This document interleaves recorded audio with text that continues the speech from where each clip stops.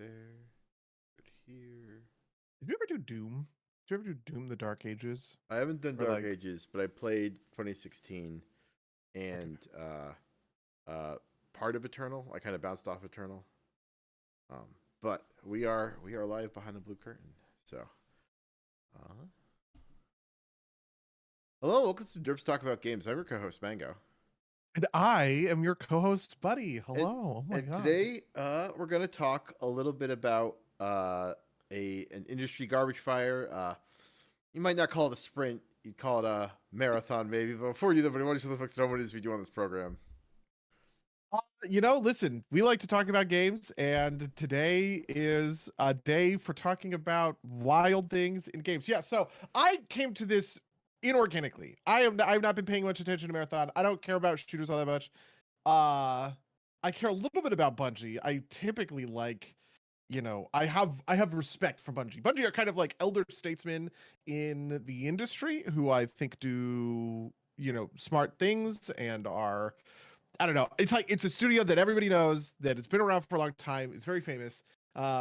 And it has a same level of kind of cultural cachet that I might say something like Blizzard or From Software. You know what I mean? It's just like one of these studios that we have all heard of from like a million times, as opposed to games that pop up out of nowhere, even sort of AAA titles, right? Like, I don't really know anything about who does Marvel Rivals, right? Yeah, NetEase, I yeah, guess. it's a Like, Chinese studio, I think. Yeah, yeah, exactly. Like that is that's kind of like all I know. And the stuff that we've talked about on Marathon on this podcast. So, yeah. yeah. Bungie is a big enough is has big enough success, but also hasn't gotten itself big enough that it's kind of genericized itself, like say an EA or an Ubisoft is. Right, you can't Yeah. reliably know who inside of either of those companies is working on any particular project. Whereas, like From Software famously has an A team and a B team. Like Blizzard's structure is kind of well known from the outside, and Bungie's is as well, right? So like you Yeah, Blizzard, you have team whatever, team 2, team 5, team 4, right, which are just the individual teams. So the Warcraft team I think is team 2, and team 5 I'm pretty sure is Overwatch, right? And these are just the individual like teams inside of like Blizzard itself at like Irvine. And also like Blizzard has this kind of like coalesced sort of IP. I feel like there's a little bit of that with Bungie, right? Obviously they have Destiny, that's the big one, that's their big kind of IP. But the other, the thing that started them was Marathon. It was, a spaceship game, if I remember correctly. It's a spaceship sort of FPS from I want to say like I, 1996 or something, in that kind of era. Um, it's a spaceship FPS in the sense that it takes place on a spaceship, but like it's not like you're flying the spaceship or anything. oh, you're It not flying the spaceship? I no, thought no. you were. Okay, yeah, that's fine. It's kind of like a like a Wolfenstein Doom esque FPS. But the big thing about it is it's like got some pretty insane lore, right? Like in what would become typical Bungie fashion, right? Like long reams of text with things that don't make sense that you have to kind of like squint at, right? Like if Marathon 1 and 2 and Infinite came out today, there would be the equivalent of a Vati Vidya doing continuous videos on it. As it stands, there are several of those people, right? Like most people's introduction to the lore, mine in particular, as well as Mandalore Gaming's set of reviews. But like he doesn't do like continuous stuff. But like there's a lot to mine there. The version of this that came out in 1996 was like this like plain looking website that's just like kind of like like this GeoCities looking website that just kind of like has all of this text with all of the logs and whatnot. And maybe this is a good lead in because obviously a multiplayer focused action shooter does not kind of seem to extend well the kind of thoughts of a lore heavy first person shooter. Um, True. on top of that, like the visual style of Marathon 2025 is very distinct from that of the original games, in a way that feeds into this controversy. So let's I guess let's dive into it. Well, this is all just to say that Marathon has kind of been on the rocks for a while, right? Like people weren't sure about it to begin with. they just came out with an alpha that was supposed to be closed, and they opened it up ostensibly under public pressure. And the kind of consensus that I heard out, there was a lot of like negativity around it, but the consensus that I feel kind of emerged from it is like there are decent bones here, but it needs iteration and needs more iteration than they will get before September when this is going to launch, right? Like as far as we know, it is still set to launch on September 23rd.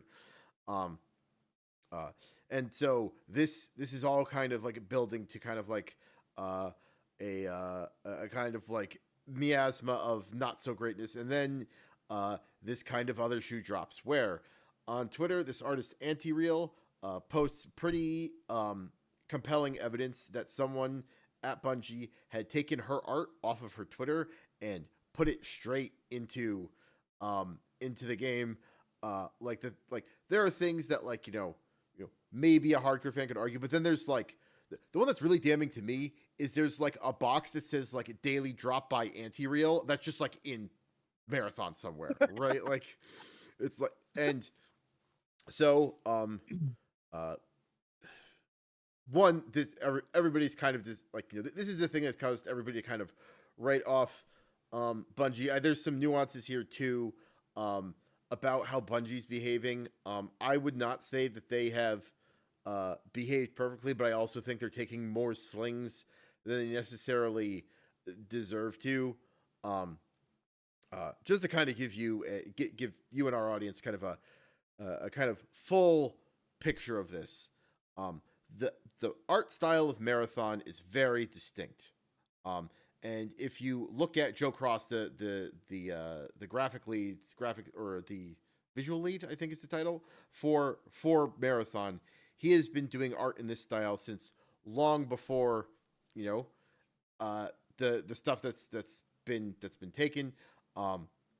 It is a larger style, but because it's so distinct and so minor, there have been a lot of people who basically think that they stole this entire style whole cloth from Anti-Real, which is not correct. This is one of the things that I think is they're taking too much blame for. But on the other hand, while Bungie has acknowledged that this has happened, that they only tweeted that out from like their secondary, like the Marathon dev account. Nothing has been tweeted on the main Marathon account or the main Bungie account about this.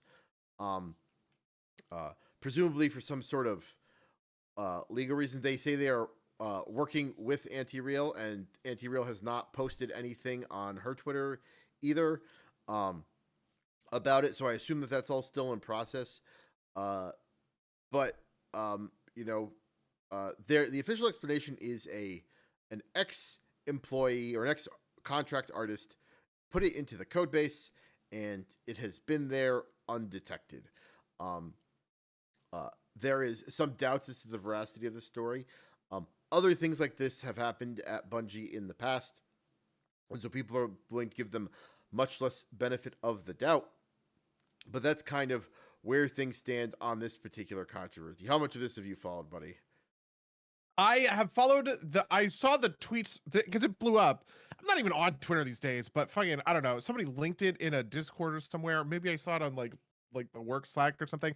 And I went and I looked at those Anti-Real tweets and I was like, yeah, that's brutal, right? Like it is like 1-to-1 them kind of putting it in. I have also heard bad things about Marathon, but part of this I think is that Bungie is in a little bit of a nadir. Like the wider context of Bungie is in a pretty complicated spot. They broke free from Activision, so however many years ago, maybe 6 or 7 years ago. Well, they broke free from Microsoft. And then like then they had the a whole publishing deal. Yeah, they had a publishing deal with Activision for Destiny, bought themselves out from the Activision publishing deal for Destiny 2, and then got acquired by Sony, which is, I think, the unspoken part of this, or the thing that's like not getting enough attention, which is, there is, I believe this is known. I cannot say for sure if it's a rumor, if this is a thing that's known, but if Bungie does not hit a particular performance goal, Sony will take over the board of Bungie, and their kind of like independence will be totally subsumed into the Sony mega machine. And my own personal tinfoil is not that any of this is on purpose, but if this launches on September 23rd, it's because Sony is not letting them push it for for whatever reason, but it would not surprise me if it was like if you fuck it up, then we get to acquire you and control you directly, right? Like, Yeah, I think that is pretty plausible. And we'll talk about some of these details, yeah. I guess, as we kind of get, I don't know, get into all of the weeds.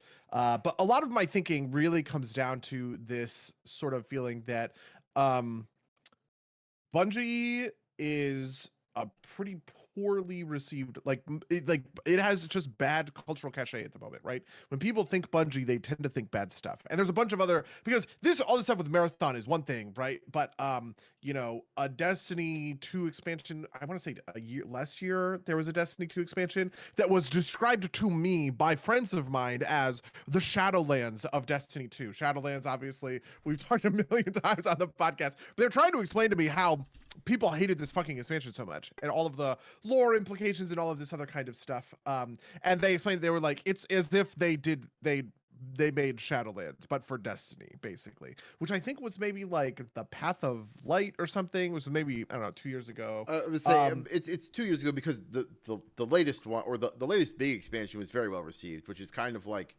the end of Destiny, really, and the kind of post-launch content, the post content for that has had issues, because like, I don't know if you've been following any of this, but apparently next year the content is all a crossover with Star Wars. And it is canon for Destiny, but not canon for Star Wars. How this works, I don't know. But yes. That's terrible. That's awful. Oh my God, that's so bad. Holy shit. That's awful. That's so bad. Anyway, whatever. Let's get into that. And so Destiny, and there was a ton of stuff around individual, it got to the really ugly place. When I think of a backlash as going into a real ugly sort of spot, what you get is people targeting individual sort of developers, right? So for Shadowlands, we might think of the way that people treated Steve Denuser, right? The head writer at the time, and the kind of legacy. Like, if I were to go to a bunch of random WoW fans and say the name Steve Denuser, they would all say, oh, he's a hack, he's a fucking moron, all this other kind of stuff. And the fact that your fans know the names of an individual developer and kind of attribute all of their hatred, like, this is how you know, this is really bad state, right?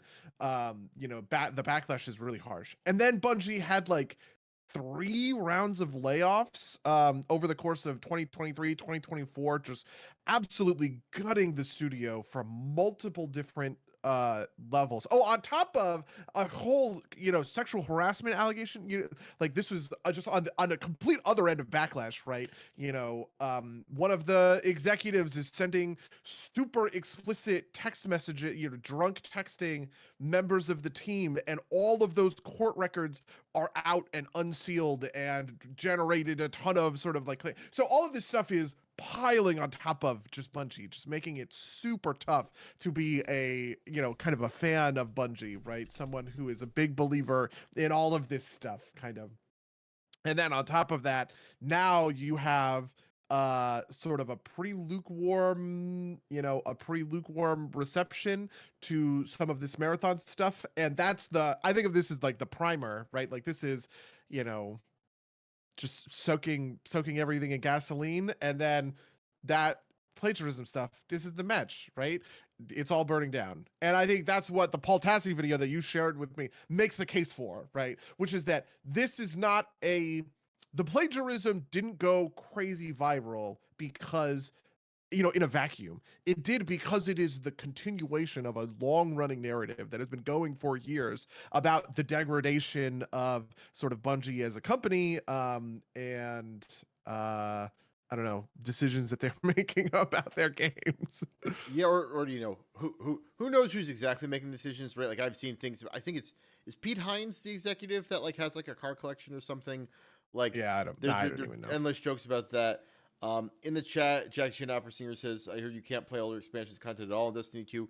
Vaulting content That's was true. very controversial. It has also led to legal problems where, like, someone... Oh my God. Someone claims that they stole their ideas for the Red War and other stuff. And my understanding of this is that, like, this claim is a lot more dubious, right? Like, there's a lot of kind of, like, you stole my story things that happen that are, like, basically unmerited.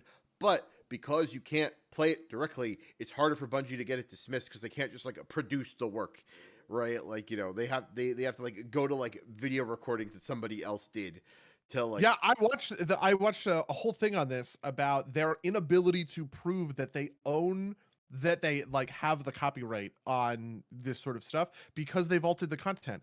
And I understand the content vaulting stuff, but like there is a different, even when WoW, like for WoW Classic or something like that, they still had the builds from 2004. The reason WoW Classic happened is because one developer, I think it was for like a hackathon or something.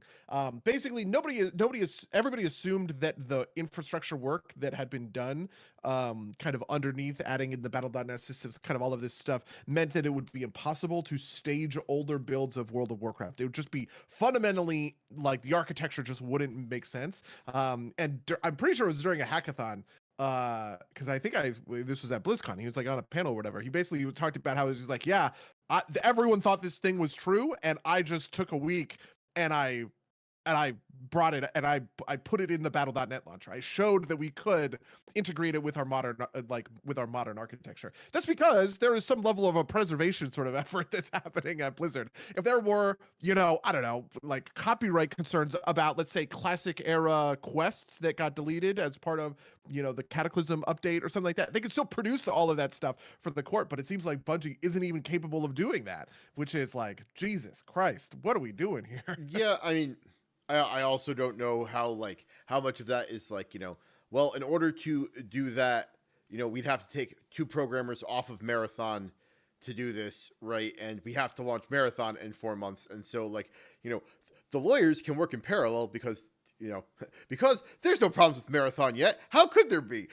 He says ominously, right? Like, but like, if the lawsuit could proceed in parallel, maybe Bungie just doesn't have the resources to put someone on restoring that kind of, especially if it's just for the purposes of resolving a lawsuit rather than anything Yeah, else. so I do want to ask a question. This is the controversial question, but I do want to ask a question just because I think it is interesting to chase down. In the video, Paul Tessie talked about Avengers and talked about Suicide Squad as two troubled productions that got a little bit of content, but just kind of got iceboxed essentially after all of that. Uh, um, they were, and he was like, I feel like Marathon is going down this sort of path, right? There's a bunch of controversy. It's not going to be received super well. People are going to be mad. There we go, kind of thing.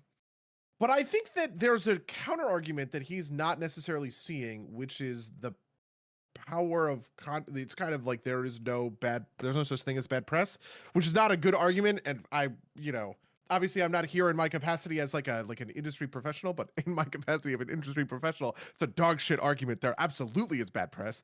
But we can look at other games. So the one that comes to mind is Assassin's Creed Shadows, right? We can look at other games that do have significant kind of controversy surrounding them that are able to pull up and are able to sort of land. I think when Assassin's Creed Shadows came out 2 months ago, it released to real sort of fanfare. It felt like it was hitting with kind of the segments of the gamer community that it needed to. Obviously, it made huge waves and records and all of this kind of stuff. There's a couple of other examples that I can think of off the top of my head, but in general, there are some projects that sink because of their controversy and some projects that seem to weather it fine. And I'm wondering, what are the indicators you think that Marathon is one and not the other? So I would say the one that has been floating around in my mind is Hogwarts Legacy or whatever it's called. Yeah, right? that was another one I was thinking about too. Right, like full of controversy. It sold more copies than there are people on Earth or whatever. Right, like it's a super successful game. Yeah, and I also just want to be clear for the record, right? Like this is I am removing the political nature out of it, right? The backlash against Assassin's Creed Shadows, which I have characterized on this podcast as being ridiculous. It was sort of a right-wing backlash. The backlash against Hogwarts Legacy was sort of a left-wing backlash, right? But divorcing all of that kind of from the equation, just the presence of backlash. How come these are two games that were able to do fine, that were able to win, right? But we also look at stuff like Avengers. Another one I was thinking about was Starfield. I was like, Starfield kind of feels like it's in the same sort of category of a big game from a very kind of venerable studio in Bethesda, that nobody seems to like. Everyone is always complaining about it. And it kind of launches to mixed negative sort of success, right? If I were actually pinning my, if I were putting a pin down and saying Marathon reminds me the most of this, I would say it's Starfield. Yeah, and I actually don't know the commercial status of Starfield, right? Like everybody, talks about it as kind of a flop, but it doesn't have like the kind of like spectacular floppiness that something like a Concord, which is kind of like the other thing that people want to make comparisons to, which I think is tougher. It's a new IP, it's an unknown team. Yeah. I think This is the kind of, and Paul in the video addressed that, and I think his point was entirely correct. Like Concord was such a cataclysmic failure; they never broke 700 concurrence. Most of my games break 700 concurrence. Cabernet broke 700 concurrence. Estrella broke like 5,000 concurrence or something like that. You know what I mean? Like I'm publishing indie games from two person teams that are able to launch to better success than Concord was. So in my mind, it's such a like that is like the farthest outlier we could possibly identify outside of maybe like Paladins or Battleborn or something like that. I think Paladins and Battleborn were okay for a little while. I'm thinking also like Anthem, right? Like man, Anthem. Oh man, it's gonna be Anthem. Fuck, that's a great comparison. It might.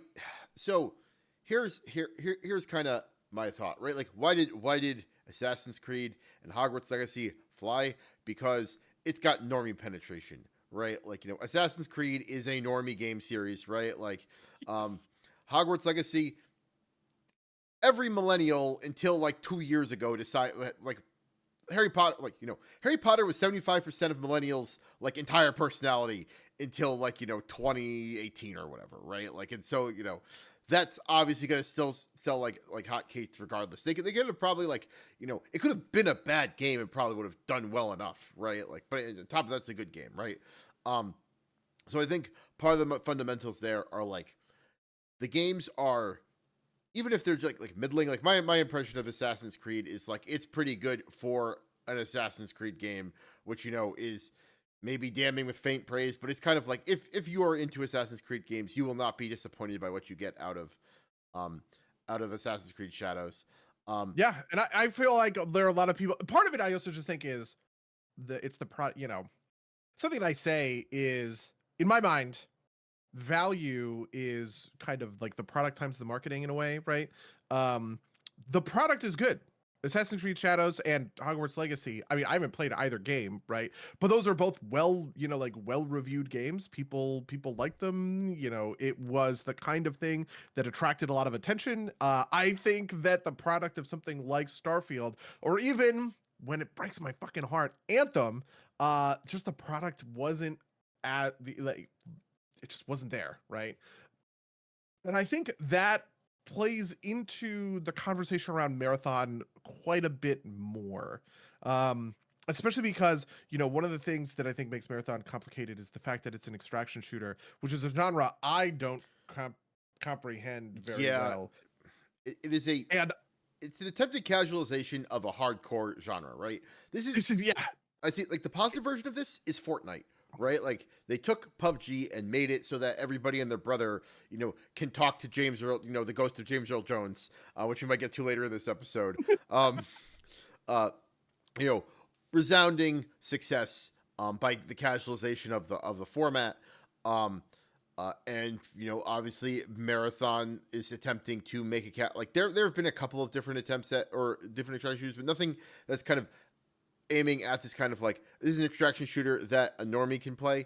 But the other big one is Arc Raiders, which also had a very prominent open beta around the same time that Marathon did, right? There's a whole thing there. But they're trying to aim for this segment, but I don't know how possible that is.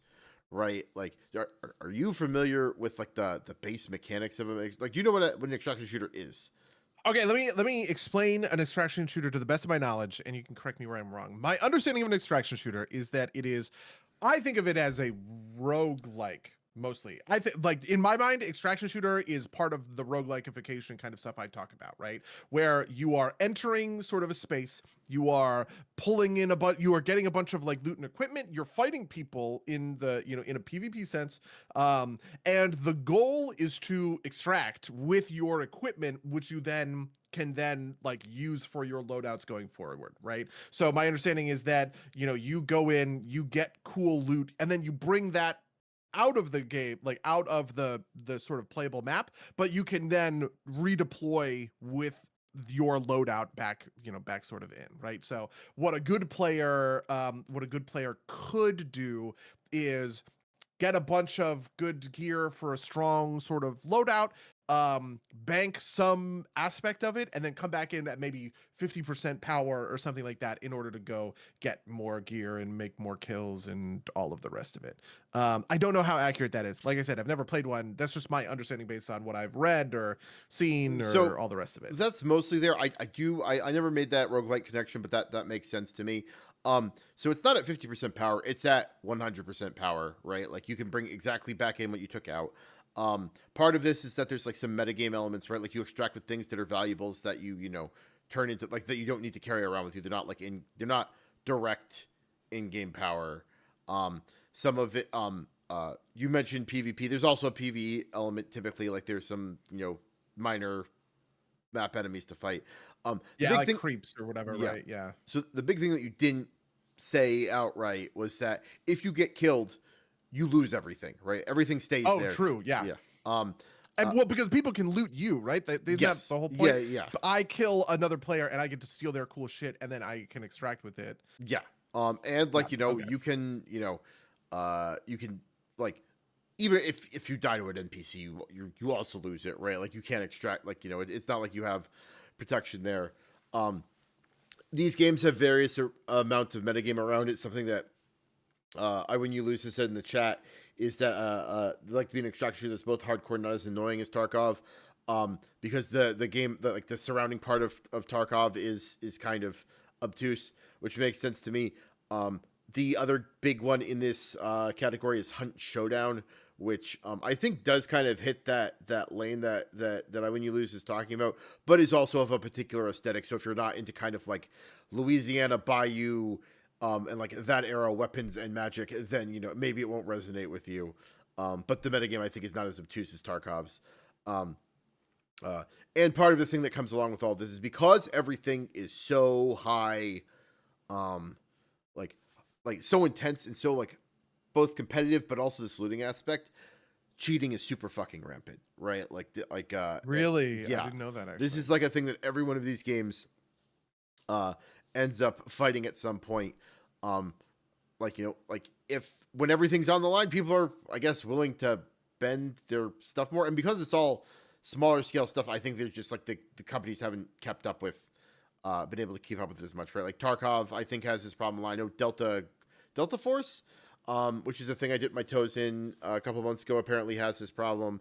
Not super sure about Hunt, but you know, it's a tempting thing to do, and, you know, it's a harder thing to track, and it's also like a thing that like is hard to ameliorate, right? Like in like a battle royale, if, you know, someone's hacking, yeah, you lose that round, but whatever, we'll drop again, right? Like, trust that the system eventually kicks them out and we'll have good matches, right? You lose a run to a cheater in an extraction shooter, that's like potentially hours and hours of hard work gone unfairly, right? Like lost not because you screwed up, but lost because someone cheated, right? Oh man, that's so brutal, especially because the kind of cheater's paradox is really against you in something like that, right? Like the cheater's paradox would be when you lose to a cheater, you want to cheat. I don't know if you've ever like felt this feeling or seen anything kind of along these sorts of lines. But so for instance, in something like Overwatch, where there are cheaters, right? The only real thing to gain is kind of like rating, you know? Like there's no, yes, you could be on Soldier 76 using an aimbot and just auto killing everybody because that's how, you know, it's how cheating in sort of like a shooter works, but the stakes there are super low, so there isn't all that much of a cheater's paradox to something like Overwatch. To something like Tarkov, you can totally see how cheating almost becomes optimization, right? If your game is full of cheaters and you are losing to the cheaters, right, it is the kind of thing that makes you go, well, how hard is it to cheat? You know, if they're not getting banned, will I get banned? You know what I mean? Like all of that kind of stuff. And now you're Googling Tarkov, Wall whatever, hacks. right? Yeah. Like exactly all that stuff in order to sort of try and solve and get to the other end of these sorts of issues. That's brutal. That's a really tough problem to solve. I would say, and even if people aren't cheating, right? Like if you think, like, how many times have we played a game, or have you seen a game where someone's like, this thing that is totally within all of the rights of, like in the system as it is unfair. It's cheap. Throws are cheap in fighting games, right? Yasuo is cheap in League of Legends, right? Like, if you think the system, if you're the type of person who is willing to cheat and you think the systems are busted in Tarkov, right? Like that's just like, it's like, well, why shouldn't I level the playing field? Because these devs don't know what they're doing, that kind of thing, right? So like it's this is not all super directly relevant to marathons, but I think that's like a danger here, right? Like that sort of thing infects this game. How fundamental do you think the hardcore aspect of an extraction shooter is? So, for instance, I'm trying to think in a couple of different like lanes. I think the Fortnite example is a perfect one. Another one I was thinking about is World of Warcraft, right? So I would describe the World of Warcraft as kind of a casualification of the MMO experience from something like EverQuest, right? Sure. EverQuest has huge 70 people raids. We cut that in half for World of Warcraft. EverQuest has poor sort of abilities around kind of tank and healing or whatever. We're gonna get to the other side of this. EverQuest has corpse runs, right? There were a lot of opportunities for something like WoW to file off those really, really rough edges that were snagging people in order to make a game that exploded and was played in a gazillion households in 2006 or whatever the time frame was. I wonder, but like for something like StarCraft, maybe I would sort of say like 4X games would maybe be a better example of this. Like for something like Europa Universalis or something like that. You know what I mean? The complication, the hardcore is the point of the genre. I am not going to play a 4X game unless I want extremely complicated systems mastery to be maybe the best example of this is actually automation games like Factorio, Satisfactory, any of these kinds of games. These are the most complicated games that probably are out there, I would say. You can't make that casual. You cannot casualify something like Factorio. If you do that, you sort of lose what makes an automation game fun in the first place, right? And my instinct is to say that an extraction shooter is more like a 4X game, more like an automation game, more like an RTS, right? Which is built towards a level of kind of hardcore optimization that most players, you can't access people like that anymore. That's like not a real thing that you have available to you. Yeah, no, I think you're mostly right, right? Like, I mean, there is an argument that maybe like MOBAs were a casualization of like RTSs, like Maybe. I mean, that's like it's the not the strongest argument to make, but there's like you can see the. Like I would say that I see exactly what you're saying, but I would probably say that once you have to cross a genre boundary, it doesn't apply anymore, right? Like if the way that you casualify an RTS is to turn it into a MOBA, then we have reached the bottom of RTS, and the only way to go there is to just hop to a different genre where we can go down further. Sure, and the only reason I say this is because MOBA, like we only hop genre because we invented the genre, right? Like MOBAs are Defense of the Ancients is built in the Warcraft 3 map editor, right? And True. is a version of that. But I think you're mostly right. I think extraction shooters are, at the very least, hard to make work in this way.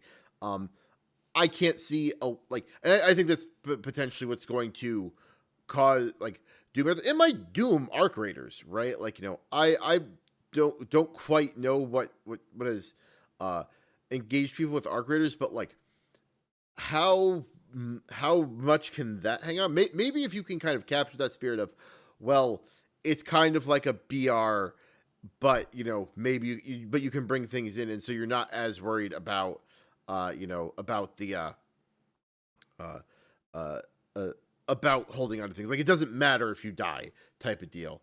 Um, but at that point, why aren't you just playing a battle royale, right? Like, why aren't you going and playing Fortnite, right? Like, it's if you're looking for that kind of experience, why not pick the one where half the people you're playing against aren't going to be tricked out, right? Like, in fact, like, this is, I think, part of why it's hard to kind of, for a lot of people to get into these games in the first place is, there's, you gotta like, there's not like how do I want to put this? There's not like a well-defined meta progression sometimes, right? Like, you are kind of playing it for its own sake, which is fine, right? Like, that's how video games started, right? Like, you're playing it to play the game, but like, in kind of like the base level of one of these games, like, you're extracting with good loot so that you can go on another run and do loot, and so you have to have something behind the scenes there, right? I'm not super familiar with Tarkov's metagame, but like, in Marathon, it will probably be a season pass, right? Like, and it'll be like, meta narrative progression, and contracts that exist outside of things, right? This is the same thing as like, what, what pushes people to keep playing, like, there's like, a BR has the satisfaction of like, the chicken dinner, right? Like the battle royale, like the getting the number one place. Extraction shooters don't work like that, right? Like, you leave. The objective is not to kill everybody else on the map. The objective is to get loot and leave. And yeah, so, that is interesting. Yeah. And there are people that it really hooks into. I think basically all these games do seasonal resets, because otherwise you really have the longer you play, you just become indomitably, like, better, right? Like, you just have more hours, so you're perfecting your build, and like, yes, it can be messed up, but like, it kind of like, it's it's what's it called? It's regressive, maybe, probably, it's like a drinking game, right? Like, the problem with drinking games is that most drinking games are based on, if you perform poorly, you drink, which generally makes you perform more poorly, right? Like, with an extraction shooter, if you perform well, you will have acquired more gear, which will make you perform better. Now, there's enough randomness in there theoretically that's not like a lock, right? Like, it's not like a one-way ratchet, but like, it kind of looks like that, right? Like, that's kind of the especially intention. in a community where skill-based matchmaking is such a, I don't know, like, topic of contention, maybe we would say, right? It's funny to me because I'm not in that, I'm like not in that space. I'm not doing FPS kind of stuff. But we talked about it on the podcast where we talked about skill-based matchmaking, and I thought it was the opposite, because I couldn't understand that there would be sort of premier level players. I could only conceive of this in the vein of players who I care about, in which was, at the time, it was a lot of League of Legends or like WoW people, right, who want high skill matches, right? They want close, tough matches. And so the fact that there was controversy, I think this was in the Call of Duty community at the time, in these FPS sort of communities with these content creators, where they were mad that they were being matched against people of their own skills, was truly bonkers to me, and kind of still is truly bonkers to me, outside of the obvious of like, yes, it makes for a good YouTube highlights to show you dunking on, 16-year-olds, right? Like, Yeah. okay, I guess. I mean, smurfing's been a problem, right? Like, in MOBAs as well, right? Like, it's, Yeah, true. We've talked about this before. People say that they want close matches, whereas Right. the revealed preference is people enjoy one-sided stomps, right? Like, and like close win. Like, the first they enjoy close wins. Second, they enjoy one-sided stomps, right? Like, they hate close losses, and that's understandable, right? Like, but that's, and I guess it's a long way of saying is, it's a hard game to casualize. Honestly, just something that popped into my head. I think the closest thing we've gotten is maybe like Tom Clancy's The Division, because I believe their PvP area works as kind of like an extraction shooter, but it's like one part of a larger MMO, right? Like, you are doing missions, and there's like a big PvE element. The PvP part is optional and feeds into that system, so you can take your stuff out and go do your non stuff. Like this would be like if they put an extraction shooter into Destiny, right? Like you could get maybe unique loot and pull it out into the rest of the game, and have fun that way. But Yeah, I appreciate in the chat, Jackie Chan Opera Singer. that kind of game sounds miserable. Yeah, I agree. And I think, to be fair, if I am someone, I think the only person I know would be Monic. If I am someone who is really good at shooters, um, those stakes are great. Those stakes are really fun. I would say my enjoyment of Hearthstone is pretty similar, especially like in the run up to Legend, right? The run up to Legend, you have to have a a really good win rate in order to sort of make Legend in any individual month. And I craved that challenge when I was pushing for Legend over and over again. Because I'm good at card games. I like playing card games at that level. I like being incredibly smart. And how many times did I, come on the podcast to brag about some super esoteric outplay that I could never explain to anybody because you have to be so deep in the metagame in order to understand, like, oh, did you know that I ice trapped their, Dragonfire amulet? Those are real cards, and that is the play that I'm talking about, but it doesn't make any sense to anybody because I'm so deep in it.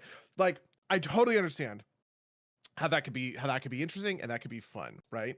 But that's only one piece of Hearthstone. That's like one tiny piece of Hearthstone. I think a lot of people engage with Hearthstone just on the raw casual level that we would maybe engage with commander decks or something, where it is kind of about expression. It's kind of about setting up an interesting engine, playing a fun legendary minion that has a cool sort of interesting thing going on, and like that sort of thing. Commander and Heart and like Legend tier Hearthstone are two games that can kind of attack the different, like different sort of things. But I don't see a version of things where someone who is this really high stakes kind of player wants to, like, if you are a Tarkov player, what is pulling you to Marathon?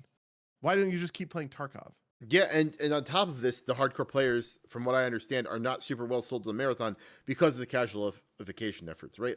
I will say this to Marathon's credit. Like, one of the things that consistently gets pointed to is there's a higher time to kill, and that is pissed off the hardcore.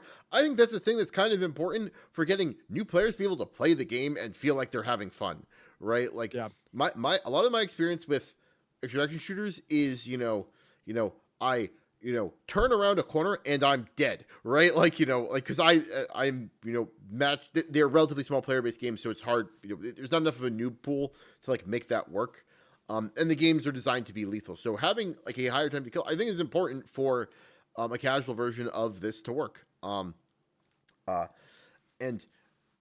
maybe you can get new people in this. Like, I'm interested in this, right? Like, I want to play Marathon because I think it looks neat, but I can't guarantee that I'm not going to bounce off of it near immediately because I just can't get into it. And the things I've heard from various journalists who have played it, and like podcasts that I follow, are like, it's a good game. It takes 6 hours to get into it, which is a big lift for a lot of people, right? Like, That's insane. Yeah, like the churn on it's going to be incredible.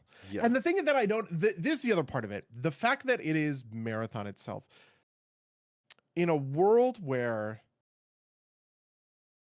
I don't know, in a world where like Top Gun Maverick is a huge box office hit, I kind of get it, right? Like these long running sort of sequels are a thing. Marathon has real kind of cultural significance, sure, but like it's not Doom. Like when Doom came out, I mean, I was what, 3? I probably first played Doom in high school somewhere, maybe middle school, right? I never touched Marathon. I only learned about Marathon way after the fact. Must have been in college or something when I was like learning about the landscape of games that would later become the foundation for my whole career, right? And Yeah, I like who is most people know Marathon as that thing that they named the shift after in Halo because that was the thing they worked on before they like did Halo, right? Like, Yeah, exactly. Yeah. And I don't even see it on the level of like IP. Like what is driving people to Marathon? Are there a bunch of kind of maybe I would think of them as boomer shooter enjoyers, right? But Who they don't like want this game because it's not Marathon, right? Like it's not. yeah, it's Or I like know, I get it. I think part of the problem here, and this is something where I do think I have a lot of faith in Bungie to execute, is they're actually going to embrace this weirdness, but they don't want to.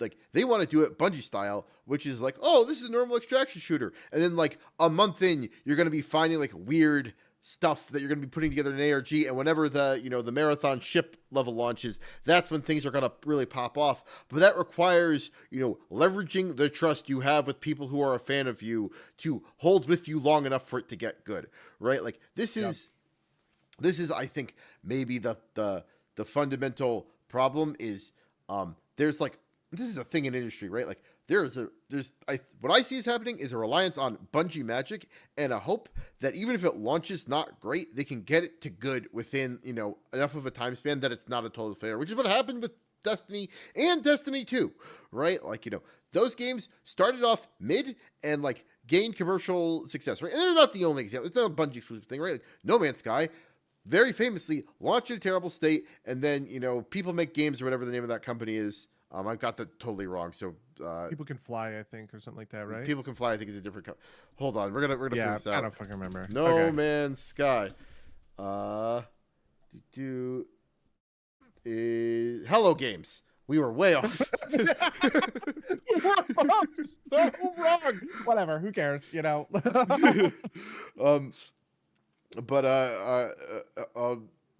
very famously was terrible on launch. They just like shut up, went into their huts, and like made it good, right?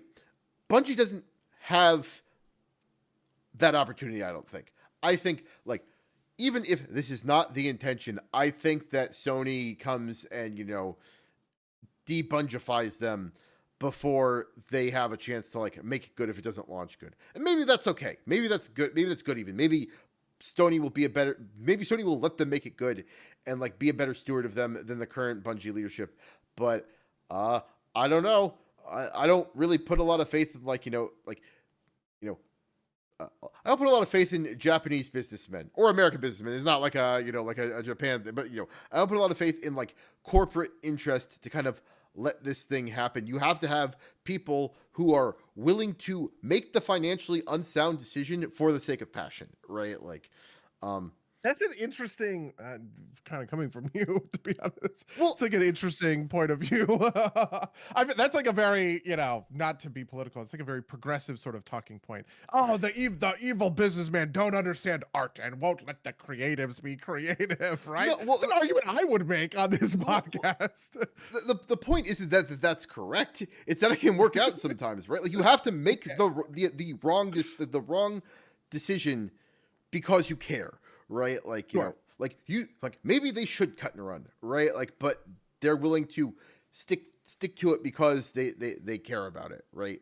And there's if you really want to get into this, there's a thing about long term versus short term thinking that I think gets warped by incentives, because like the famous example, and this is a good Japanese businessman, is like the previous president of Nintendo basically made that company good, I think, uncelebrated for a long time because he was willing to just be like, fuck you to the shareholders, right? Like, like the games are going to be good and you're going to be happy because the stock's going to go up. And he was right. But now that he's gone, there's been a kind of a market, more kind of like, quarter to quarter business focus from out of Nintendo.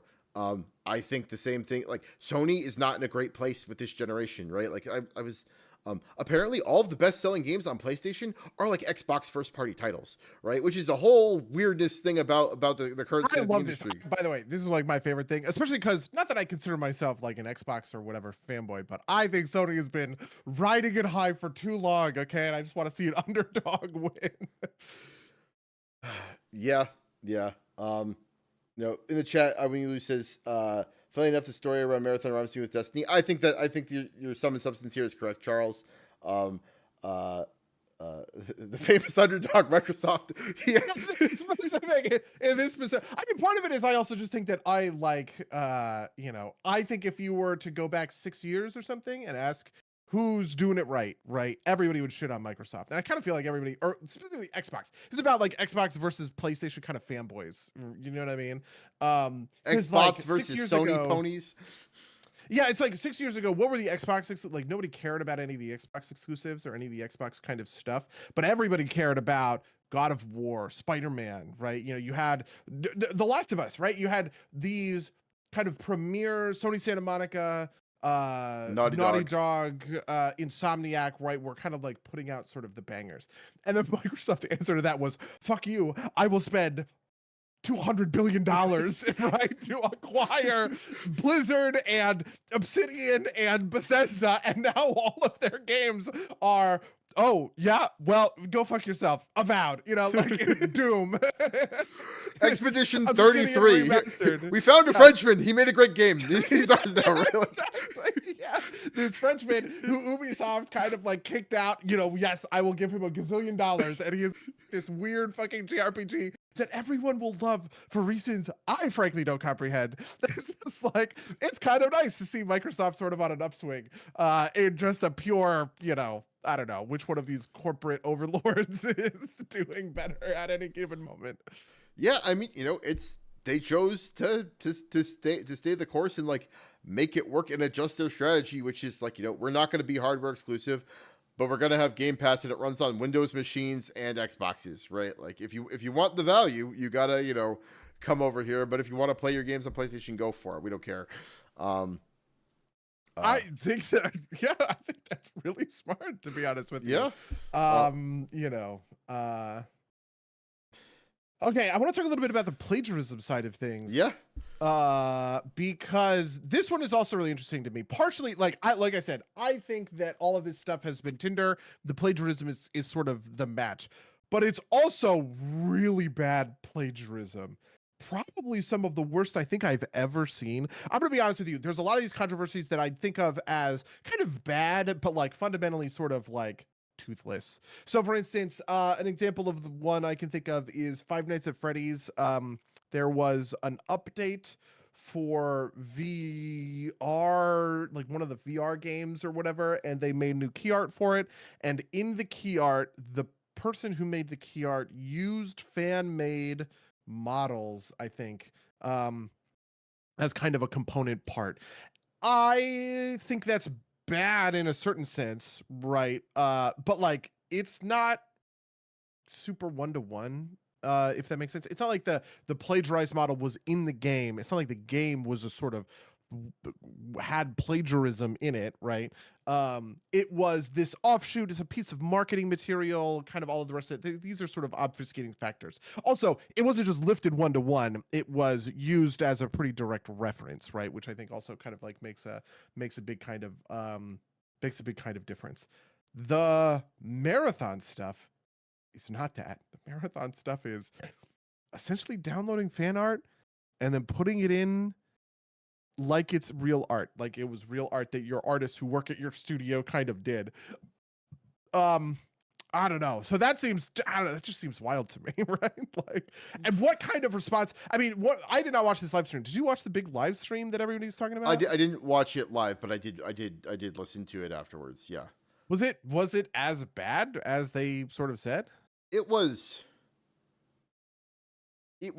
bad in like, but like in like weird ways. It's not like they said things that were like obviously wrong or whatever. It's kind of like there were like weird technical difficulties, and like clearly people were shaken up, right? Like the you know, Joe Cross looked like he had been to Vietnam type of deal, right? Like, and they didn't show any gameplay because they didn't want to kick the stream, but they didn't want to potentially show a live stream with this content in it, right? They didn't want to show gameplay with this content in it, so they needed to scrub everything, and they hadn't gotten done scrubbing it by the time that this thing rolled. Oh my god, that's actually so much. Why didn't they cancel the live stream?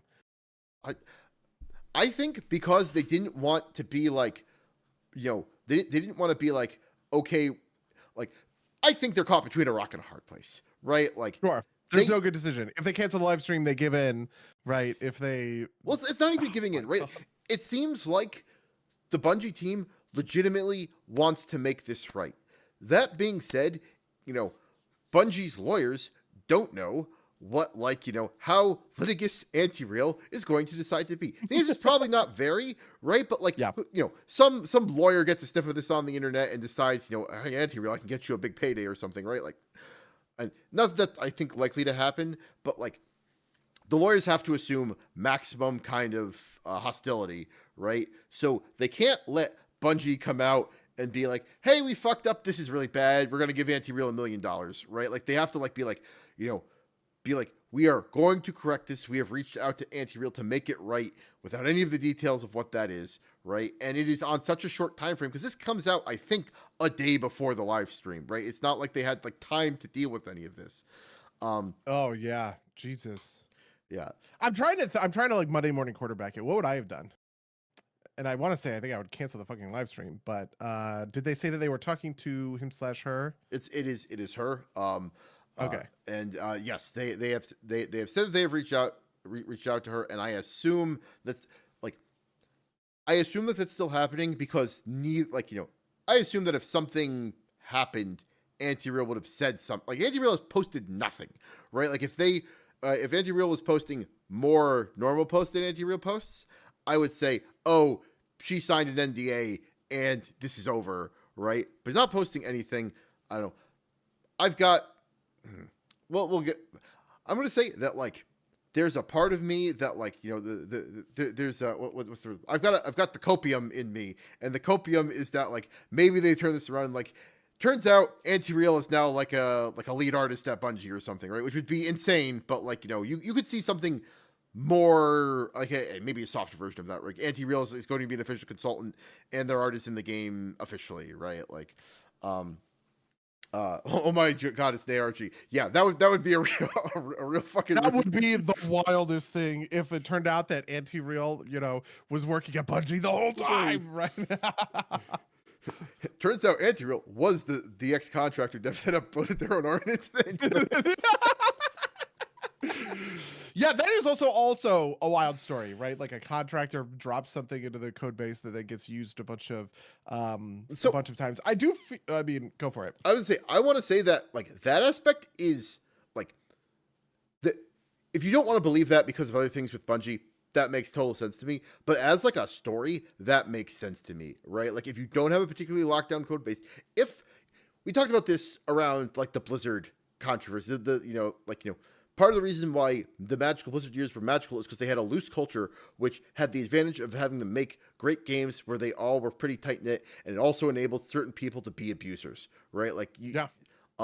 I think this is a shade of that, right? You trust your devs to do good work, and you don't, constantly have, somebody over your shoulder, checking in, and making sure that things, making sure that you're not being naughty, right? But that means that somebody who either thinks that is either lazy or maybe thinks that they don't have the time to actually put through the work that they were contracted to do just takes the easy way out or whatever. Right? Because you trust them to do the thing they're supposed to do, you don't check this in. There's half steps, right? I've heard it discussed, and it would make sense to me to all of these assets should be going through a reverse image search of some sort, automating it or something, right?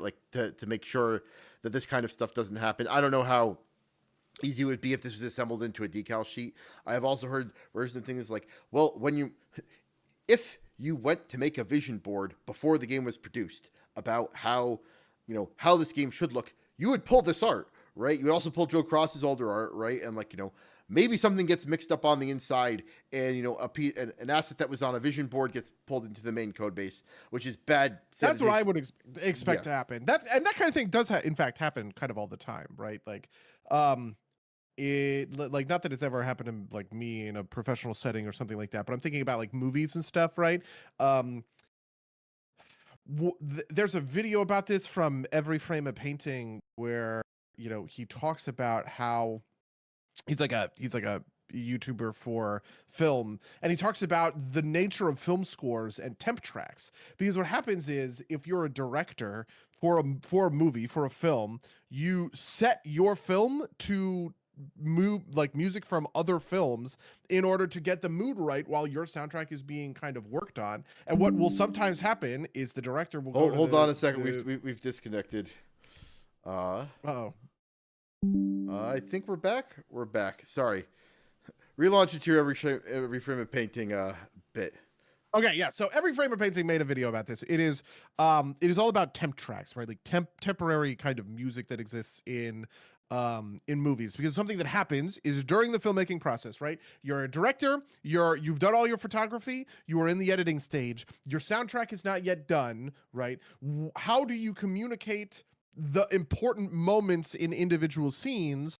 Well, you go take someone else's soundtrack and you layer it underneath, right? And you go, this moment is supposed to play like the first time that Alan Grant sees a dinosaur in Jurassic Park, and so I'm playing the Jurassic Park theme underneath my movie about whatever, my superhero movie or something like that, right?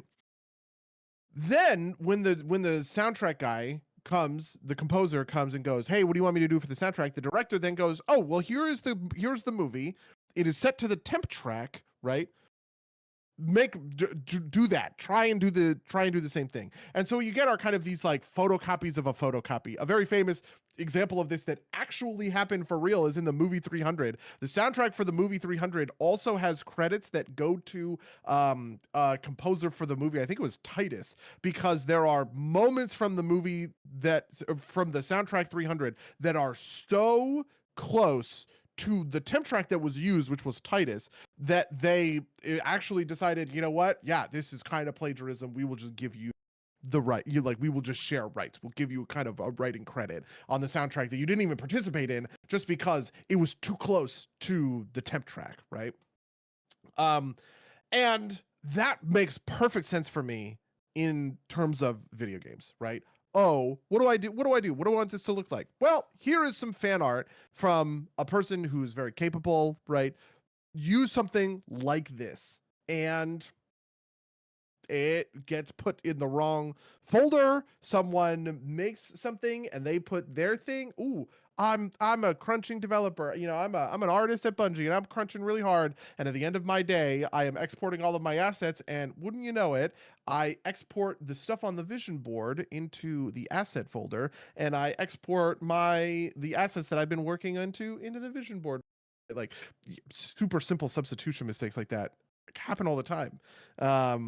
So yeah. Yeah, I thought it was into my head. It could even have been something as simple as, they intentionally loaded it into the game to be like, for the internal build, is like, this is good art for this. We'll run the test build on it.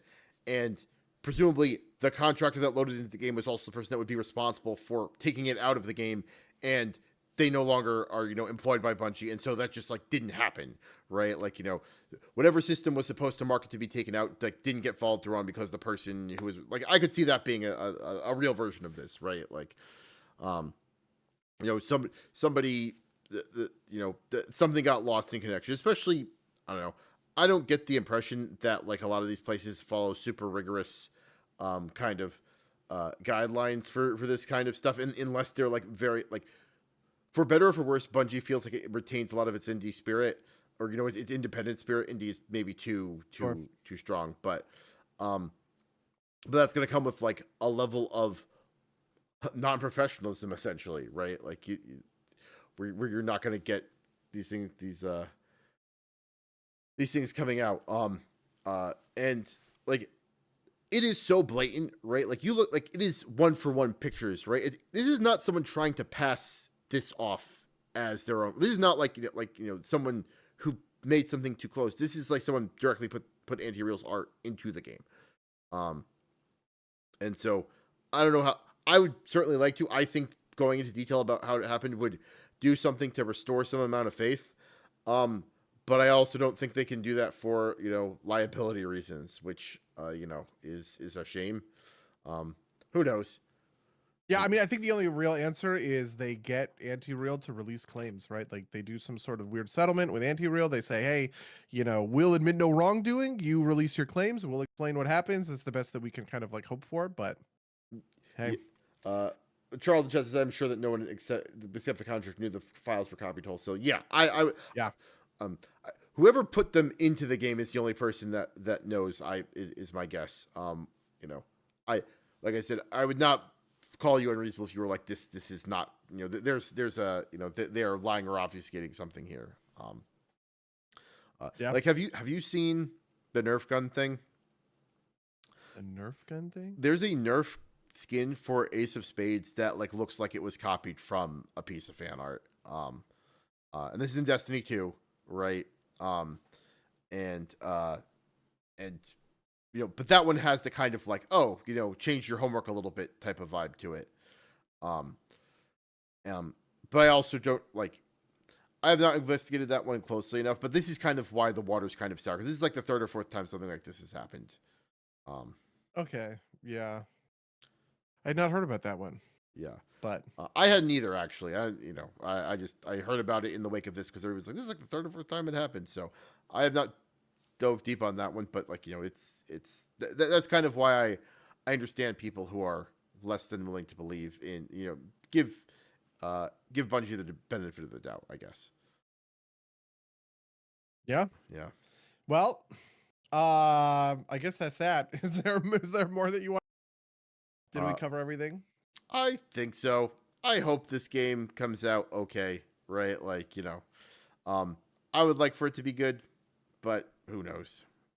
I think I want it to be bad, just to spite you, okay? Just so we can have a little division. We haven't had enough drama on the I'm waving it. Sorry, we haven't had enough drama on the podcast recently. We have to fight about some of these things. So there we go. I hope Marathon is a piece of shit. Okay, that's not true. I don't do that. I actually have friends who work at Bungie, and I wish them. Oh man, it's brutal. I really wish them the best. Yeah. Any of them that are ex-contractors?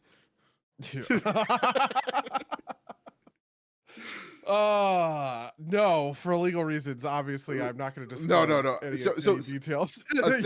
I think I have heard from journalists, from like leaks coming out of Bungie. I think this might have been a Jason Schreier article or something. Is that the thing that is being told to them internally is the same as the thing that they're putting to the public, right? So it's not like they're selling something different on the inside. I have seen some pretty wild stuff, especially in my time in corporate games. It is one of the things I think players don't understand about the games industry is how human it is. Humans make up every cog in this machine. There is pretty good oversight, but not perfect oversight. And people get away with really bad shit, like bad mistakes get made that are catastrophic in nature, right? And there's this kind of belief, I think, that mostly comes from the weird intersection of games as a hobby that people care a lot about. Nobody gives a shit about the inner workings of the company. I made this argument before. Nobody cares about the inner workings of the company that slices their bread. When you buy your bread, I don't even know what brand bread I have in the kitchen right now. It's just bread. I don't care about it. It's just bread to me. I just want to take out my bread and I want to eat it. I don't know about the corporate structure. I don't know how they do. I don't know what factory. I don't know any of that stuff. I know a lot about the structure of the games that I play, right? I follow intimately the details about, the companies that are important because this is a hobby. And I think this is true for many gamers. I think this is how most gamers kind of conceive of themselves as fans. And that lays a kind of great weight and kind of gravitas and sort of import. You have this thing because you care so much about it, you assume the corporation is also sort of taking their product that seriously. And to a certain extent, they definitely are, right? Like I've never met anybody in corporate gaming who I would say is flippant or anything like that with like the product that they're making. Everybody cares about this stuff, right? Their name is on it. It's important to them, even for somebody like me. But they're humans. Yeah, and stupid mistakes happen all the time because someone got fired and they were the only person who knew how to do this one thing, and nobody knows how to do that thing, but it's not a big enough deal that anybody brings it up, and nobody wants to own the fact that they can't do it anymore, so they don't really mention it to the supervisor, but the supervisor doesn't pay a lot of attention to it, so they just kind of assume it's getting done in absentia. They're just not looking at it, and they're assuming that it's happened, and then 6 months later this thing causes a huge fuck up or blowout because no one has paid attention to this particular, sprocket that needs to get tightened every 6 months, or else the whole machine falls apart, right? Like, this stuff happens. It happens all the time. And I feel like their players just don't have a good sense of that at all. Yeah. I think a corollary to this is like people assume that like the company acts as like a singular unit, right? Like or something we're talking about later, that like, if there was a separate unit, it's like, the executive blob that is, purely motivated by greed and desire for revenue. Because that's easier than like understanding that people fuck up, right? Like that, that human systems are complex, and like you said, sometimes a single failure can cascade in terrible ways, right? Like, and at the end of the day, like, I would say, if instead of this, someone had gone and like copy pasted code that someone had posted on Twitter, we would never fucking know about it, right? Like, bro. right? Like, no one's gonna assume like this looks like my fucking pathing algorithm, right? Like, no one's gonna do that, right? Like, it's because you can see it. It's because you can look at the screenshot and then you look at the art and you go, oh my god, it's the same. It's the same thing, right? Yeah. Oh, yeah, that's true. Yeah. Well, I don't know. How was your week? What have you been up to, buddy? What have I been up to? I did a bunch of horrific visions today. Oh my god. Yeah. How'd that go? It went. I full cleared on 0 masks. I like got 3 or 4 masks. I haven't put them all on at once, but I did the thing to kind of like start it off.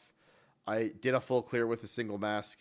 And I maxed out my weekly stuff, and it's one of these things like I could go do like the horse mount this week, but it'll be easier next week or 2 weeks, I guess, whenever it rotates back to Stormwind. And I don't care enough. Like, I don't get anything by doing it early, so I'm gonna wait for like my things to roll over. So I'm sorry. What is the weekly thing? What's like the weekly aspect to it? So you can only do 3 upgrades on the skill tree a week. Like, oh, interesting. Okay.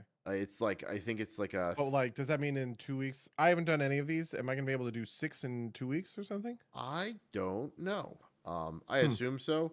But it's like it's 3 weeks tops, right? Or maybe 4 if you need a separate one for like there's like an ultimate node. But it's just 3 weeks of gating, right? So it's not the end of the world. But it's like you can only what's 100, 300, 500 for the first week, and I think the cost steps up. But like I can't buy more upgrades for the tree, and those are the things that like reduce the sanity. Because like I think by design you're not even supposed to be attempting the harder areas this week because the sanity drain is supposed to be too high. If you're geared out, it's not a problem. But I don't expect you to be able to do it with like 8 masks. Well, I mean, you couldn't even get 8 masks because like half the masks or 2 or 3 of the masks are locked to Ogrimmar. But okay. I feel like it'd be hard to do a full mask setup right now, just because you can only get the bottom 3 tier, the bottom 3 tier upgrades, and you probably haven't maxed out your kind of passives. But it's been fun. Yeah, it's fun in that kind of like this is easy to do, and I feel like I can like iterate on mastery of this type of deal. Did you do them in BFA? No, I wasn't around for them during BFA. Okay, yeah, because I did so much of this in BFA, which I'm excited to get back into because I obviously loved doing it back then. But I don't have any fucking time. It feels like I just got too much shit going on. What was the draw to you about them in BFA? It was like delves. It was solo. Okay. It was the way that worked in BFA was the thing that I really loved about it actually was it made I actually talked about this on the podcast at the time. It made the feeling of doing the world stuff worthwhile. I just liked them. They were a fun, interesting solo challenge, right? It was a challenge to the game that I could do just by myself. I didn't have to coordinate a whole group. It wasn't a raid. It wasn't Mythic Plus or anything like that. It was just me, right? Like, can I get this together? Or I would do it with a couple of like me and Rachel, right? Or we had a whole thing that was, it was like me, Sarian, Ray, Lou, Rachel, like as a 5-man kind of like unit in order to go for these. Or I mean, like Phelanor and Almalin did a ton of these. Um, but the thing that I sort of described at the time was that it in and of itself was just fun. I just had a fun time sort of doing these, mastering these. I ended up doing them on a ton of different alts because it was the only way to get kind of at that time heroic tier gear, right? Was by running. If you ran horrific, you could get a piece of heroic tier out of like not heroic tier, just like heroic loot. Essentially, there was an tier at the time out of the vault or out of the chest, the final chest of the run or whatever it was. There wasn't a vault at the time, so I just wanted to do it for sort of like that sake.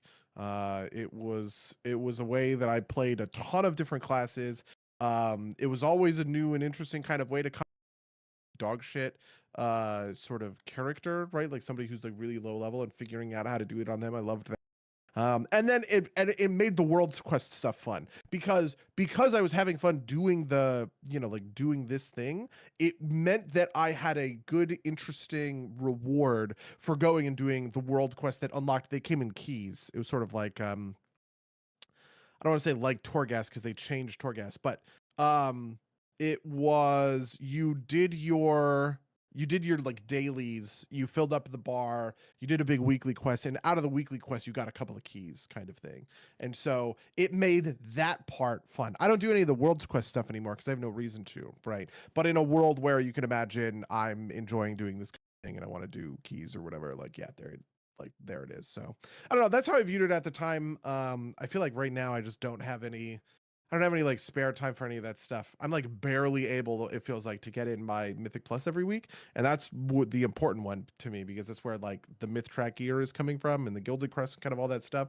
Um, but I do understand that the corruptions are really good. They're big DPS games, so who Yep. knows? And I don't think you can get to the big ones this week. Like you can only get the lesser Oh, one okay. this one. Um, which I've gotten. Part of it too is that there's no keys. It's you can run unlimited, which I think is part of maybe why I like. It's fun, but like there's not like a huge drive to kind of like really push hard because like it's not a That limited was the time resource. gating. Yeah, in BFA, the keys were meant it was time gating. You couldn't get more than a couple. It was that you got a couple from like you had 2 or 3 quests. It was like one was kill a bunch of rares, one was do a bunch of world quests. The third one was another thing that I don't remember. Each one of those had a little box in it, and out of the box came a key. So you were guaranteed 3 keys 100%. And then you could grind keys out if you want to. So you could, I think it was like every time you complete a work quest, you had a low chance to get a key or something like that. So if I sat there and I ground out 50 or 100 quests or something like that, maybe I would proc a key or two and I could go for like extra sort of like runs. But something that I was even doing was I was banking keys for later, right? I was going in on an alt and I was doing my world quest stuff just so I had the keys so that when I wanted to do horrific visions, I could do 20.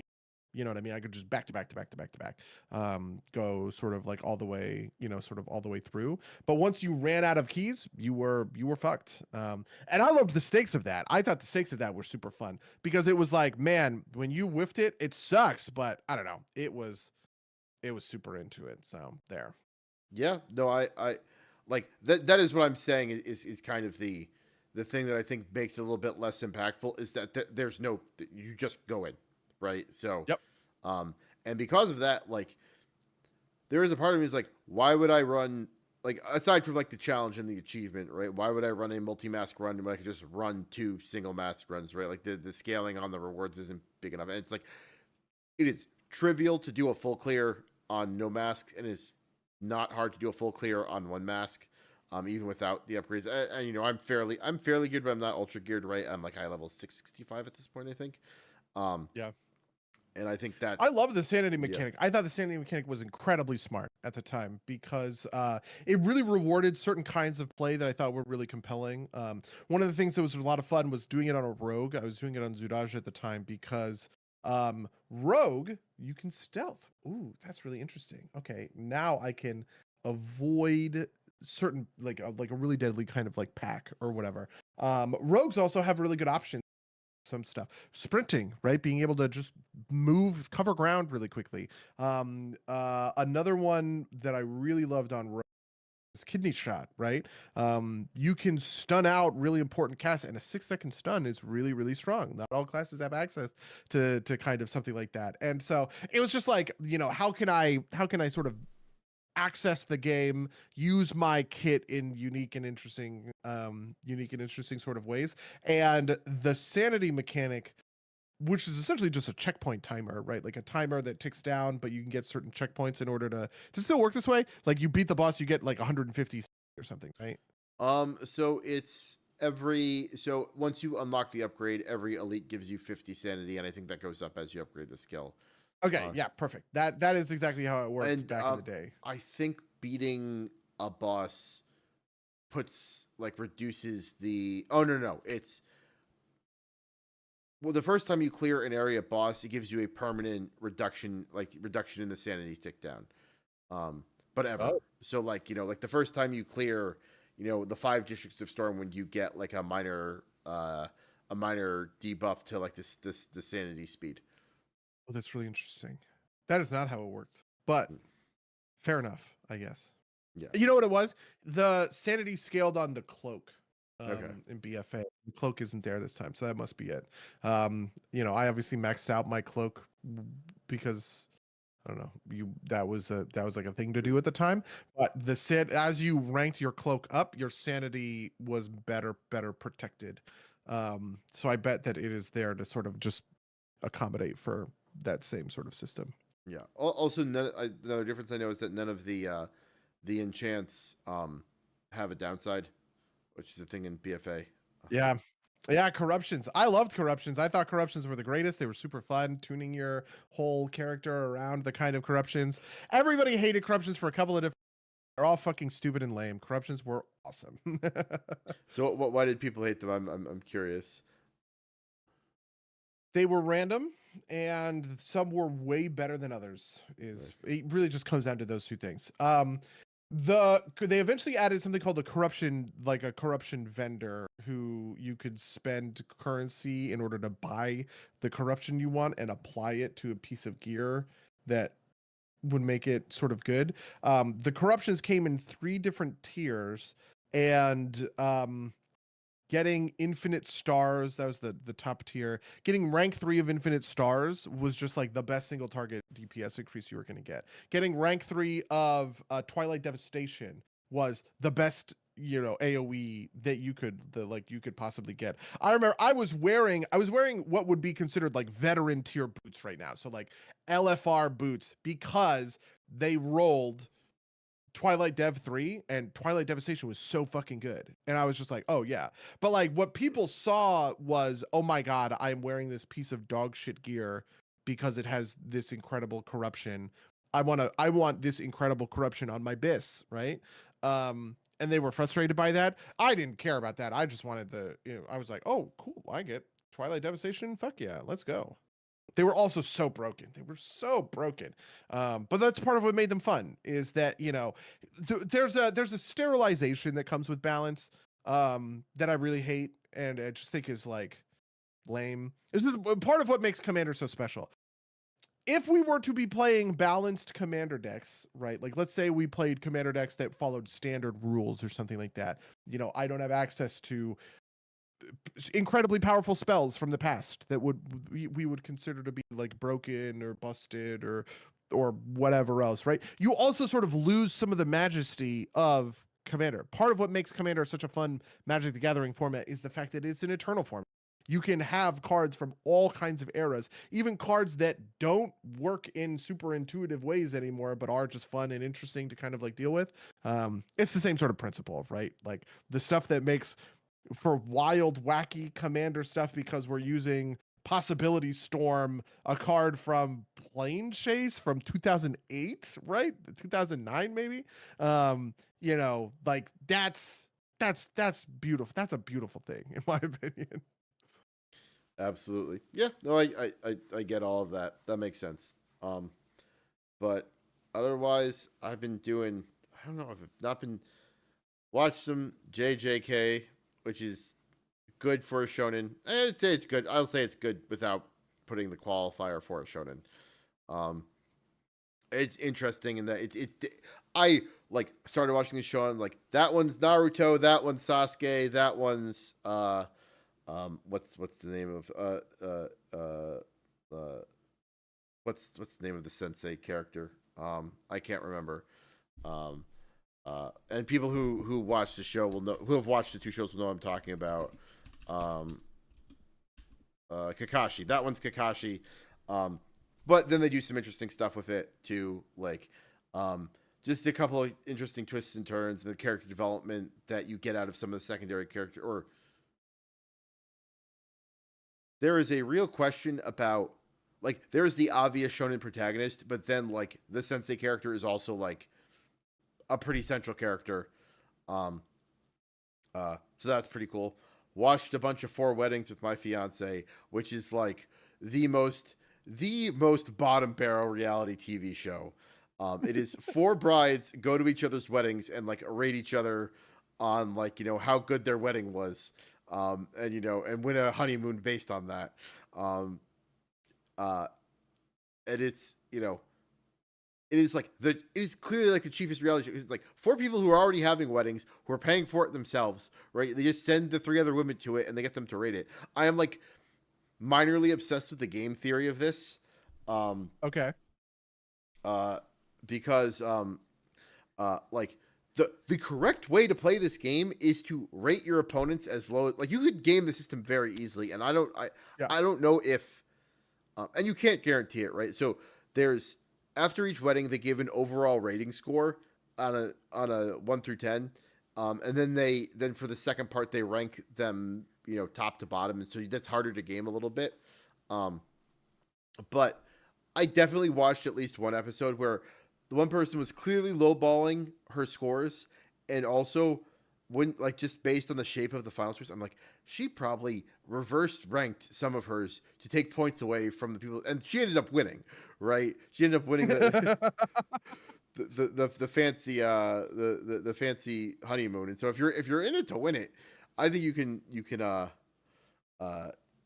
game that system, but it's also just fun to just kind of like it's a reality show, so there's always dumb fun stuff, right? Like it's in the kind of like guilty pleasure way of like, oh, you can make fun of these people on the television and they don't care, right? Like they can't hear you making fun of their wedding and their terrible dress or gaudy cake, right? But that's definition of like I walk upstairs, Caroline is watching this on the television. It's like I'll sit down and watch the rest of this dumb episode, right? Like, what about you? What has your week been? How's your week been? Oh man, I mean, I've been playing a lot of Mythic Plus, but that's not interesting. Whatever. We're just like crushing that kind of stuff. I am trying to assemble. You can see my massive pile of boys.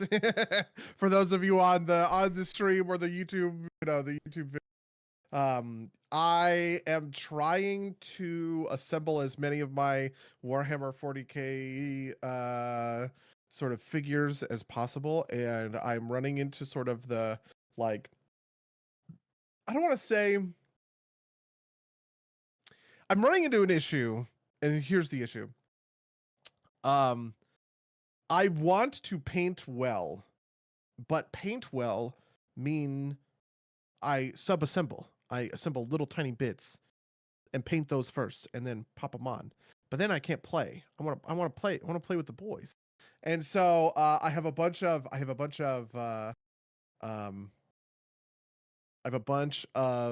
Votan bikes that everyone says you make sure you paint the thingy like first or whatever, but I just want to assemble all of it, put it all together, prime the whole thing at once and paint it later so that I can at least, you know, play with the gray box, the gray box version that has no textures, right? Like that kind of thing. And so I don't know. I'm thinking about it. I want to do some of that stuff. So yeah. I feel that. Oh, also my problem is I keep buying more boy. That's true. That is also real. I am in fact continuing to buy more boy. I'm also trying to organize my magic collection a little bit. I have 3.3k in magic card value according to this app that I have been using. There are a bunch of $20 magic cards that I'm surprised are $20 magic cards. But you know, we're doing a little bit of that stuff. And I honestly I just like I feel like I haven't touched anything else um outside of all of that for I don't know, a long time. I did want to bring up something that I thought was interesting, but I can't remember what it was. Was it Did you about ever play D&D? Cult of is it about D&D? Uh, Oh, also we've been playing D&D. I was not thinking about that. I was thinking about Cult of the Lamb. no, I don't play. Um, there like there's there's if I recall correctly, there's a level of kind of like blood and feces in that game, and those things just like I won't play Binding of Isaac because like the poop is gross to me, and like I know that's like it's like a very aesthetic judgment, but it's like I can't get past it. You know, fair enough. The poop is gross to me too. I get you. 100%. Um I would in the chat I would use what about Giant Bomb, the hottest industry garbage for hey, they bought themselves back, right? Like, you They know, bought themselves back, yeah. And but you're happy about this? Like, I don't know the giant bomb. What's the giant bomb lore? I care about the lore more than I do. I don't really I like, you know, Okay. I care insofar as my friends Akshay and Charles, one of whom is in the chat right now, cares, right? Like, you know, but I don't really listen to the Giant Bomb stuff at all. So, but it's good that they bought themselves back. I think it's the best way it could have gone. Uh, uh, is there some guest appearance that's about to happen? Yeah, I also think that it's good that they bought themselves back. But you know, I don't pay too much attention to sort of Giant Bomb. What makes Giant Bomb different to you compared to sort of other, like, so for instance, a bunch of the Kotaku people made Aftermath, right? Do you care about Aftermath at all? Nope. Yeah, like, so why, like, what's different about Giant Bomb, do you think? They've got a big following, right? It's just the thing du jour, right? Like, you know, it well, you know, Giant Bomb started because of like the GameSpot Kane and Lynch thing, right? Like, so, you know, Yep. I think just well respected as being like independent voices, right? Like, even, you know, even if I think maybe IGN gets too much shit for like being corporate or whatever, like, you know, there's some aspect of that, right? Like, Giant Bomb has kind of, it's kind of like the biggest indie group, if that makes sense, right? Like, or at least the ones that feel that way. Yeah. But you know, I don't know. Like I said, I don't listen. Like, when you was brought up in the chat, I figured I'd say it, right? Like, Yeah, it's about I guess that's about right. yeah. It's about, that makes sense. Yeah, anyway, we played D&D. I don't know. What we have been, I think of this as trademark for my sort of style, but I did want to mention that it is kind of funny to me that we have been very combatless for, I think we did 5 sessions. We've done maybe like 3 combats, right? Like, I think actually just 2. You guys just fought the Revenant and fought the Skavens, and that's it, right? There was something else? Yeah. No, you fought the Revenants twice. Yes. Because you also fought the Spirits under the rock first. Okay, so 3 combats in 5 sessions. Okay, pretty good, I guess. Is that why you're like, no, you're staying in this fucking hole and fighting some rats? That was not that. I mean, that was actually true. That was a true, you know, I have come to like using the tension pool to sort of ascertain if a bad, if like a coin flip goes against you. Do you know what I mean? I like it when I have an idea that something like, oh man, this could really fuck with the players. I like saying, roll the tension pool. And if we roll the 1, hey, a bad thing happens. You know, like a random kind of turn of whatever turns against you guys. And that's exactly kind of what that was. That's exactly what that was in the moment. But I also really loved rolling 3 complications, spawning the Revenant, which is crazy. Like just in general, that is not. I'll explain. Remind me to talk about this. Maybe I'll go over the tension pool stuff once we get to the end of Heretic Heroes, because I kind of want to do a dive. I want to show you the table, like the math that was happening kind of behind the scenes, because it's crazy. It's crazy this sort of stuff happened. But you guys obviously used that to your advantage, right? In order to sort of sneak into the chapel, and then you also. I was telling Rachel about this. I expected the chapel to be kind of a 2-part sort of adventure, in the sense of you understand that there is now an unlocking cantrip and now you have to figure out where it is, how to find it, right? But what you did was the opposite. You were like, you know what, fuck it, it works. And I was like, you know what, that's the rules. I made them. Yeah. Okay, let's go. To be clear for people who are listening, I spent a hero point to say that, like, because I had asked, would I know these characters? Like, well, you would know like some practice, some like standard ones, but like they're keyed individually. I'm like, I spend my hero point. The ones I know just happen. It just works, right? Like they have it set to. It is the version of the password is password, right? Yeah, like, oh yeah, okay, you can sort of break into this thing, which was good because you guys got some artifacts. Yeah. So these are the first artifacts I think that we've handed out, right? All game, it was them. Yeah, the story here for those of you who are not, I guess, a part of this D&D game is they broke into the chapel. They got into and the chapel has all these like reliquaries, has these artifacts that are important to sort of like the magic of whatever. But they, like a museum or anything like that, they also have a bunch that are in crates in the basement, and in some of those crates in the basement are special magical items that are attuned to other gods, that would be considered heretical. They're locked away. I was thinking about this as Ark of the Covenant when I was designing all of this stuff. But I was just not expecting you to get here. So I had to like run into the other room to go remind myself what they were fucking called, because I was like, shit, I know there's a couple down here. What are they? So yeah. Awesome. And the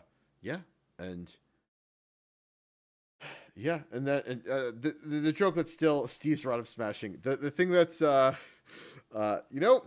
super far off. We yeah. So you're gonna laugh, Charles, because part of this is that there are other crates with other like minor artifacts don't have any powers in them, and so I said like Steve's scimitar that you can pull out and just like use as a scimitar, right? Like even though it doesn't have any real magical properties.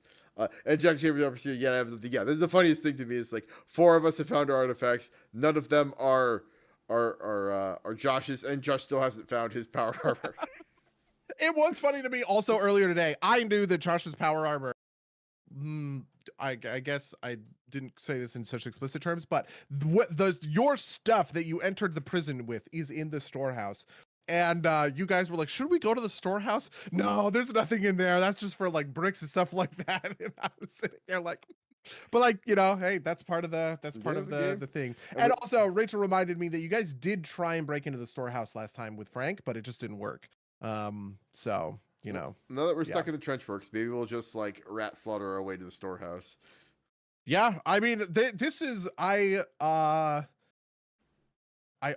didn't necessarily always want it to go here, but I did theorize of this kind of like using the trench works that nobody else is paying much attention to as a way to kind of covertly move around the prison is pretty useful. Obviously, I talked last week about how in my mind this was about digging. Like I thought you guys might want to just like dig like it's the Great Escape or something like that, which is fair enough. That gives you kind of access to the trench works, but being able to use that as a way to sort of secretly move around the prison, I think is very cool, except for all of the rats. So, Oh, I'm just thinking about my character, who is designed to fight the undead in the above side. It's like, and the rats are not undead. The rats are very much living. So, true. Yeah, you also got big visions. The lore is so confusing, and I'm so sorry about that. You got big visions this week on like classic, stuff that's happening in the histories and all of that, which I'm very excited about. I was trying to tell Front of the Castarian, I was like, I was forgetting my own lore just because of PAX. We skipped a week, and I was like, man, not doing this week to week, and I just forget little tiny details like, oh right, this guy was the first patriarch or whatever else. Can be kind of damaging because part of the lore that you're dealing with is the erasure of history that happens in this authoritarian regime in place. So yeah, I will say, Josh, I believe in you, buddy. You're gonna get an artifact. You just be smart and you'll figure it out. There you go. That's my advice. Well, we're at about time, and I think you got to go run a D&D game, so maybe we should wrap this I up. do. All right. Well, if you'd like to email us about any things we talked about this podcast, email us at derpswilliams@gmail.com or podcast@derpswilliams.com. You can follow us twitch.tv/derpswilliams, twitch.tv/derpswilliams, or youtube.com/ I forget what it is. The links are in the description. Watch us live if you want to. Rate, review us wherever podcasts are found. Buddy, you have anything else you're looking to promote? Tomorrow, there's a big announcement. Check out the 6-1 Indie Showcase. It's on IGN. It's on Twitch. A bunch of stuff like that. You guys tweeted about that earlier, didn't you? There's Future Vibe Check's involved, right? Future Vibe Check is involved. Yeah, you will see me and Monik live in the flesh on this showcase, which I'm very excited for. Nice. You know, we went down to New York together in order to film our little piece. It's very cringe. I cringe a lot, but it's cute. We do banter. We do shtick. Very cool. Very cool. Well, I'll be looking forward to that. Okay. With that, I'm going to say until next time, dear listeners. Until next time, loyal listeners.